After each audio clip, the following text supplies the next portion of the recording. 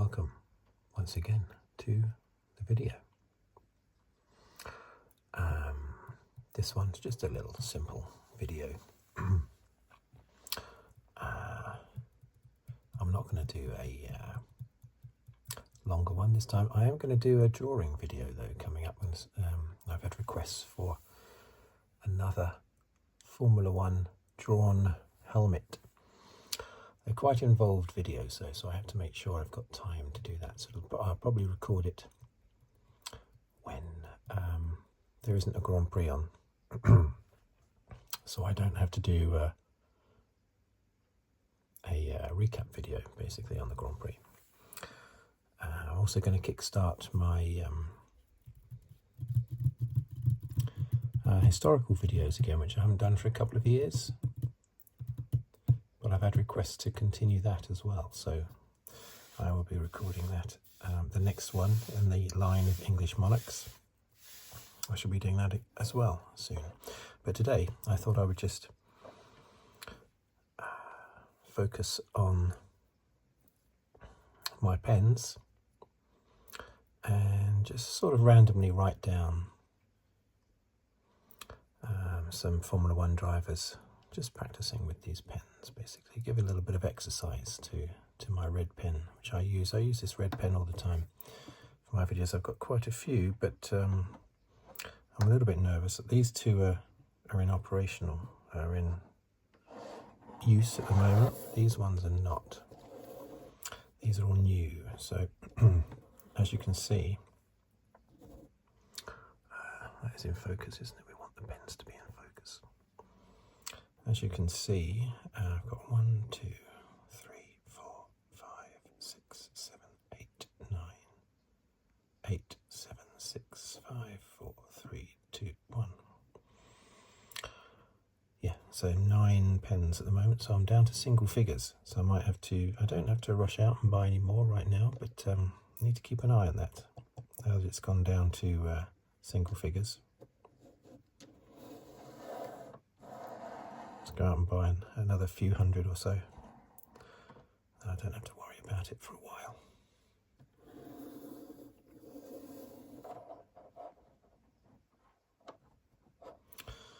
Yeah, so this is my, I love these pens, 0.88, 0.4 millimeter fine nib pens. I do like them.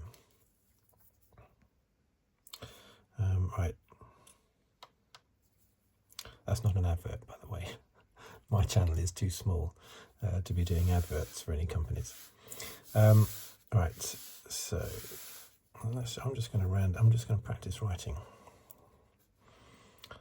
So let's just go for whatever drivers pop into my head. The first one that's popped in is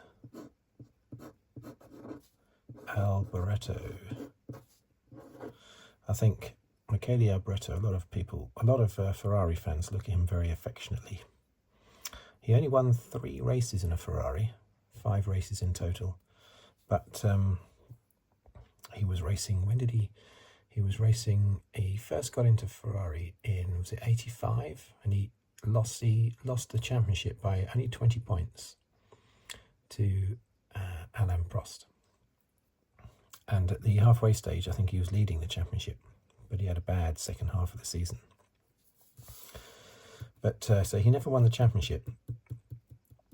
But I think there's always been a soft spot in Ferrari hearts for Bortoleto, especially seeing as he died in a touring car practice testing session.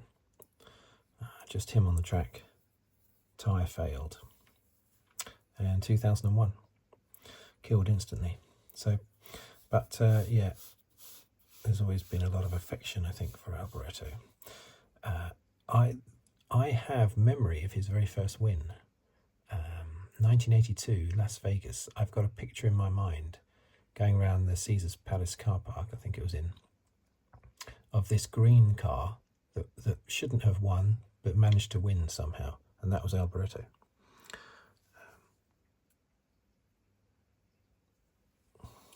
Yeah, Bortoleto in his green Tyrrell won the final round in 1982, surprisingly. Italian, of course, Alboreto. Let's put another Italian in. Riccardo Patrese. Very long career, 1978 to 1992. The details are off the top of my head, so as is the spelling. So apologies if there are any mistakes in both the details and the spelling, but yeah, I think his career was 78 to 92. Nowadays, 14 years isn't considered very long, but it was back then. Who else? There's another one just jumped in. Thierry Boutsen. Now, I've mentioned amusing. It wasn't amusing at the time, though. Is that my girlfriend, about 15 years ago, bought me a picture of Nigel Mansell with a framed picture with around it still frames, basically frames from his racing. But unfortunately, not only were the frames, half of them were him in a McLaren. Well, Mansell in a McLaren is not great, of course. Just a few races in 1995. So it was strange that there were so many McLaren frames in the surrounding the photo. But also the actual main photo in the middle was not Nigel Mansell. It was Thierry Boutsen in 1990 Williams. So I spotted it straight away. So on Christmas Day, when it was given to me, I actually took the thing apart. I should have sent it back. I don't know why we didn't think of sending it back. There must have been a reason why we didn't send it back. But I cut out the Boutsen picture and replaced it with a photo of Mansell. And I still have it on the wall, basically, even though it's been butchered by me. And it has a little number on it, you know, like it's number 846 out of 3,500 or something, you know. But I've taken it apart and replaced the Boutsen picture with a Mansell picture, which is what it's supposed to be. The picture of his car, not the actual driver. But yeah, Thierry Boutsen, very good driver, the same as Nannini. Yeah, they were both another Italian, actually. Boutsen, Belgian. Nannini. Boutsen did his racing in a Benetton, which is now the Alpine and Williams. Nannini, he shone in the Benetton. They were teammates in 88, because in 89 Boutsen was in the Williams. So in 88, Boutsen and Nannini would have been teammates in Benetton. They were so good.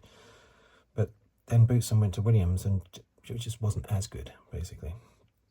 Classic example of a driver being really good in a lower team and then struggling when they get up to a bigger team, even though Williams were struggling themselves in 1989. They were still considered a very big team because they'd just won championships just recently. Nannini, I think he sort of did all his stuff in the Benetton and then he retired from F1, I think, in 1990. So, should I do some, let's do,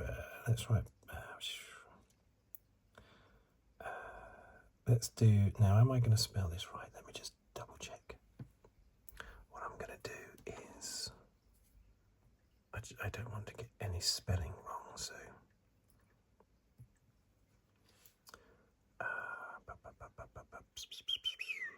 Yeah, there you go. Right, I'm going to do Alex Caffey. I just wanted to make sure that I didn't spell his surname incorrectly.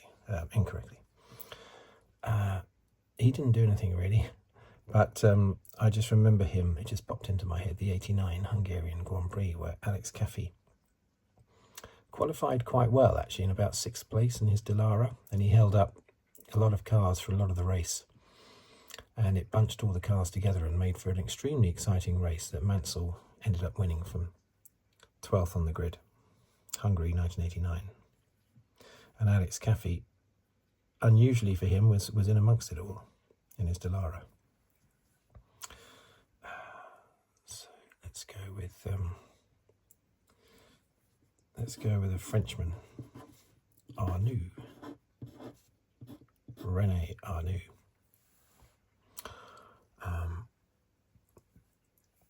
René Arnoux, blisteringly fast in a Renault, just as fast as his teammate Alain Prost in the early 80s in the Renault. And Prost then went to McLaren and won loads of championships.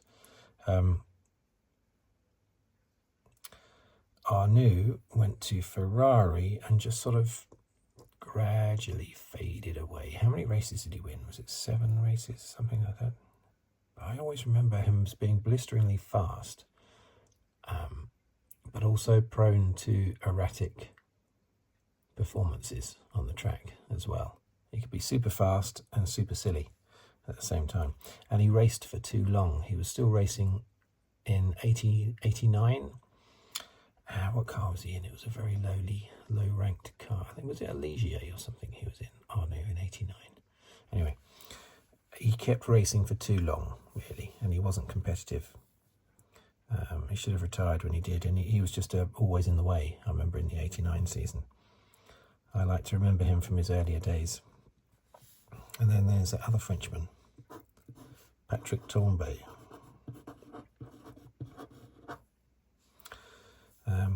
Yeah, another Frenchman. He won only 2 or 3 races. That's all he won. I think, was it just 2? Anyway, I recently mentioned him I did a bio vid of Tambay just after he died a year or so ago, a couple of years ago. But I also mentioned him in my recent video on previous winners in San Marino, when he led home a French 1-2-3 in the 1983 San Marino Grand Prix. In fact, second place, I think, was Arnoux. No, Prost was in second place. Arnoux was third. A French 1-2-3, and that's the most recent time that one nation has dominated the podium. It's incredible. Hasn't happened since 1983, San Marino Grand Prix. Now, here, let's go with my favourite, shall we?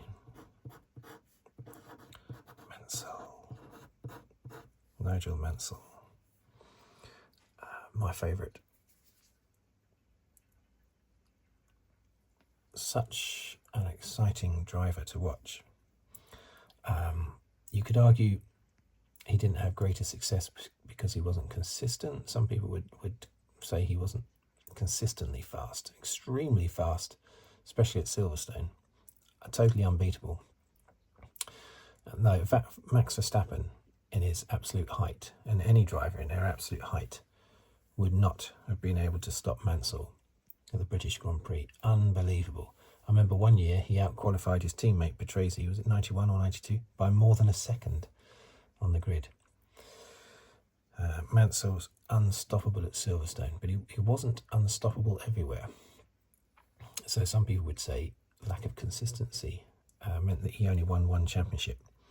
I think it is more down to bad luck, the horrific bad luck that he had throughout his career. He would have won 4 world championships, 86, 87, 91 and 92, had it not been for extreme bad luck, especially in 87 and 91. The bad luck he had in 86 all happened really in the last 2 races. Mexico, where he sort of pretty much stalled on the grid. All he had to do was finish 5th to win the championship, and he couldn't get back up there or something. It was very reminiscent of Hamilton. I think he did finish 5th, but he needed to finish 3rd to win the championship in that penultimate race. Very similar to Hamilton in 2007. 2 terrible last races that lost him the championship. But the rest of the season, Mansell had some good fortune, and the eventual champion Prost had bad fortune. He had had some retirements. So 86 is the less painful one, strangely, even though it happened with a tyre blowout 16 laps from the end of the final race. That's what lost him the championship. He was cruising to the title, 16 laps to go, and his tyre exploded. But that's not as painful as 87 and 91, because in those 2 years, he had horrific bad luck constantly throughout the year. So let's go with Jochen Rindt. It's popped into my head. 1970 champion, and of course the only posthumous world champion because he died in his Lotus in practice for the Italian Grand Prix. Big accident, but he had a big enough lead in the 1970 championship that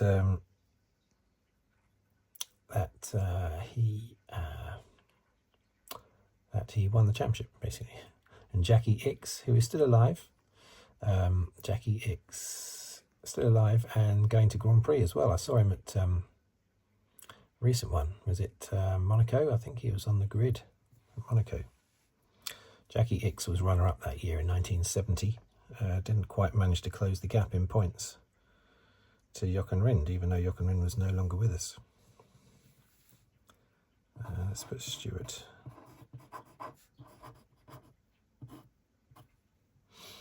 If I do more of these videos, I'm going to need, definitely going to need more red pens, aren't I? Jackie Stewart, his first World Championship win was 1971. And then, 1969, what am I saying? 1969, then 71, then 73. And his main rival at the time, Jackie Stewart, still alive, and his main rival at the time, Emerson Fittipaldi, is also still alive. Both of them going strong, and occasionally jumping in cars, driving them. I don't just mean to the shops, I mean racing cars. And, for exhibitions, things like that. Emerson Fittipaldi won the championship in 72 and 74. Now, 72 was in a Lotus, I believe. 74 was in a McLaren. I think it was that way around. Yeah, so for a while it was all Stewart and Fittipaldi.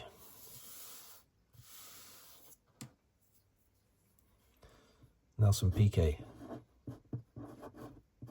Brazilian. He was, when I was growing up, he was the enemy. I was a teenager. Nelson Piquet was the enemy. No offence to him, but he was Nigel Mansell's teammate. 86 and 87, basically. Mansell Piquet. It was all about, for me, it was all about Mansell beating Piquet. Piquet, a very good driver. Some would say he had lost his edge by the time he was in the Williams. That could be true. Maybe he was better in his Brabham days. But Mansell certainly had the beating of him. Although Piquet did have a big smash at the start of the 87 season, which certainly Piquet fans would say hampered his performance throughout the year. Now, of course, Nelson Piquet is the father of Max Verstappen's other half. Basically the grandfather of Max Verstappen's child that's on the way. Oh, it's already come actually, hasn't it? I think, yeah. I think Max Verstappen's child has already been born. I think, yeah. Talking about them, let's put in, should we put in, how long have I been going? 18 minutes.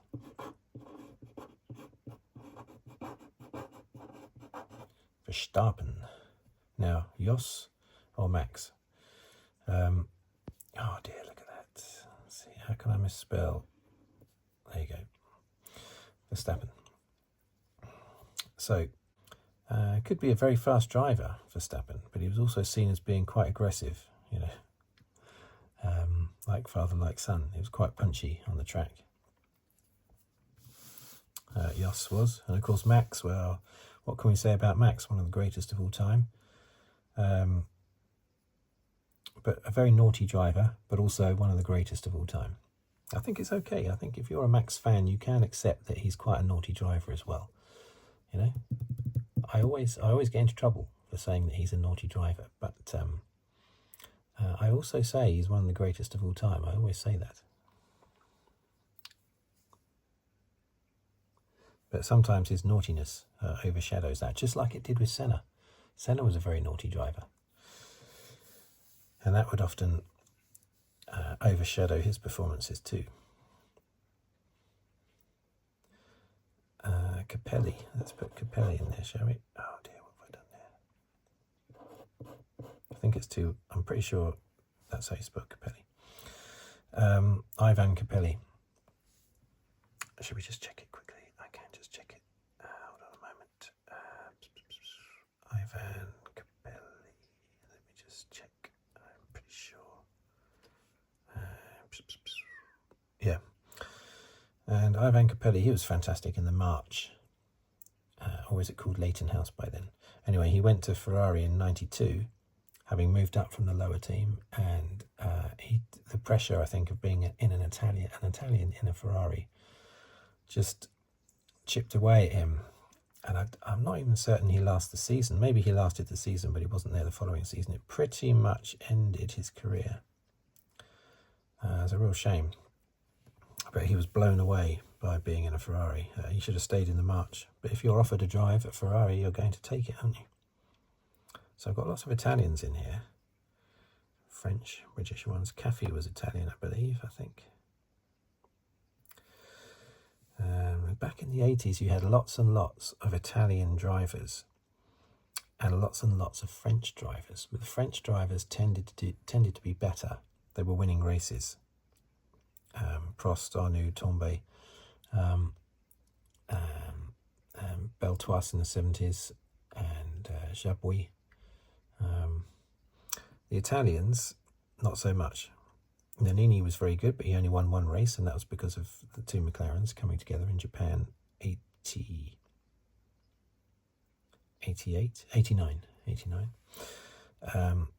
Alboreto was the only one that sort of challenged for a championship, really, of all the Italian drivers around at the time. So let's just do, how many have we done? 1, 2, 3, 4, 5, 6, 7, 8, 9, 10, 11, 12, 13. Should we do 15? We'll do 15. 1, 2, 3, 4, 5, 6, 7, 8, 9, 10, 11, 12, 13. So let's do,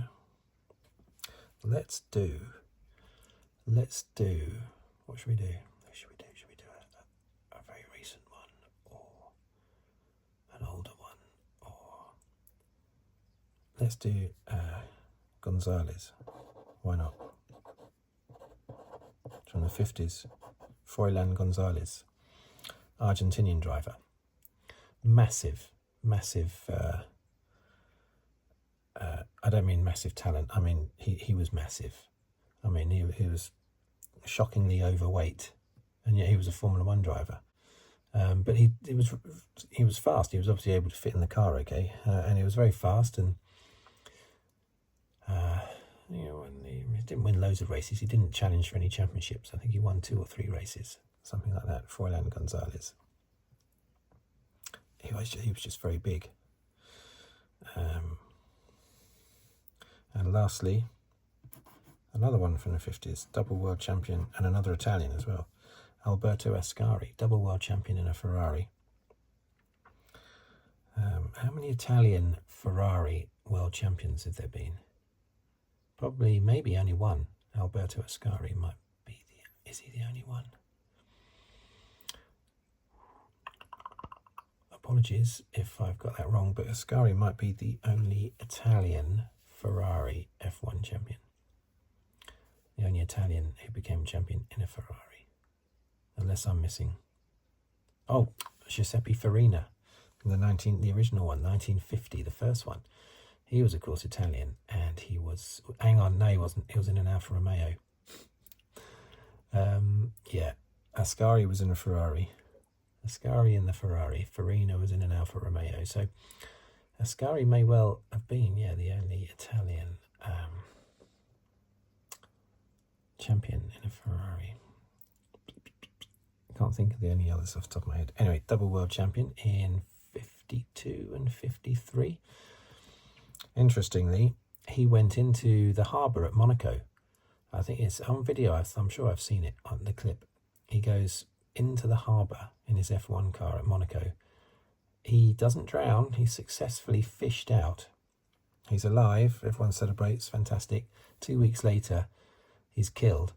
I think testing a sports car for his friend. He goes to watch his friend doing some sports car testing somewhere. I forget where. And he goes, "Oh, can I have a go?" or something. And I think it was at Monza. I think it was at Monza. And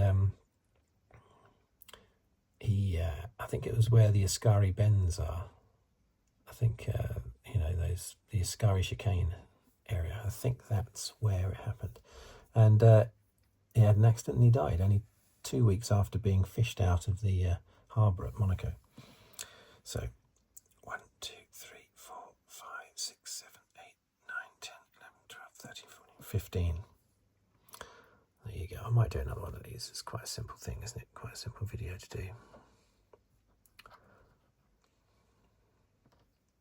Right, thank you for watching. Thank you for listening.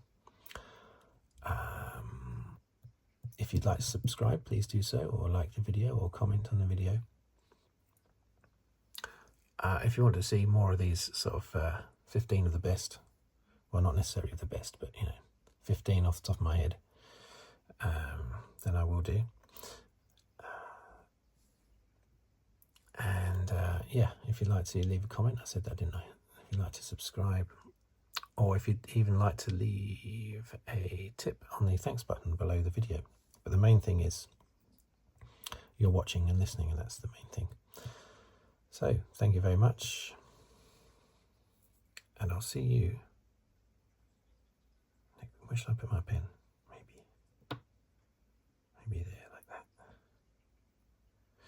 Okay, thank you, and goodbye for now.